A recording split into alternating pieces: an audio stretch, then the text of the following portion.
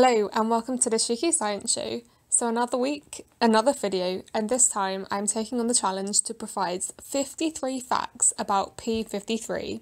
Now, there are definitely more than 53 things to say about p53, but I thought it was quite a catchy title, so let's get going with it. So, p53 is encoded by the gene TP53 and is found on chromosome 17 on the P arm at location 13.1. More than 50% of tumours have mutations at this locus, making it the most common genetic event in cancer. And so the gene TP53 encodes the sequence for the protein p53. So now about the protein itself. So p53 is a protein that has an acidic N-terminal transactivation domain. It has a proline-rich domain, a sequence-specific DNA binding domain, and a leucomerization domain, and a basic C-terminal regulatory domain. And that predominant function of p53 is a transcription factor, a protein that controls the rate of transcription of other genes, and it needs that DNA binding domain to be able to bind upstream of those genes. And so p53 does this as a homotetramer. And so p53 is a very famous protein, with as famous as proteins can get, with over 97,000 citations. And p53 was first identified by having abundant levels in tumours, and so it was thought to be a cellular oncogene. But this turned out to be wrong because expression of wild-type p53 in colorectal cancer cells actually inhibited their growth. p53 is in fact a tumour suppressor and is often referred to as the guardian of the genome. However, if wild-type p53 is expressed in benign tumour cells, then there is no growth suppressive effects. But nonetheless, people who have germline mutations in p53 and have Li-4-Many syndrome are predisposed to getting a wide range of different cancers. So how is p53 acting as a tumour suppressor? Well, the protein is activated in response to a variety of conditions, such as DNA damage, hypoxia, and oncogene activation. And once p53 is activated, it can inhibit cell cycle progression, it can induce cellular senescence, and it could also cause apoptosis, which is a form of cell death, and hence these can prevent cancerous cells from replicating.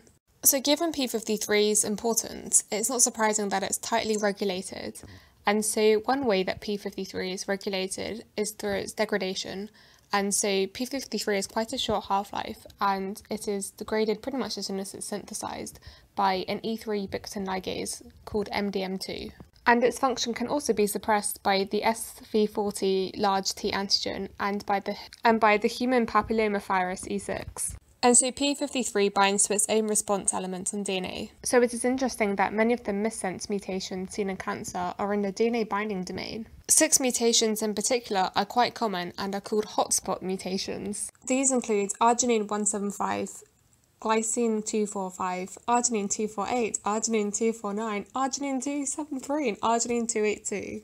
And since p53 acts as a tetramer, the mutants can have dominant negative effects on the wild-type protein, and it can also cause the protein to go into these super mutant aggregates. And it's also thought that these mutants have a longer half-life. But it's important to remember that not all p53 mutants are created equal, and some of the mutations are considered gain-of-function since they have independent effects of the wild-type protein.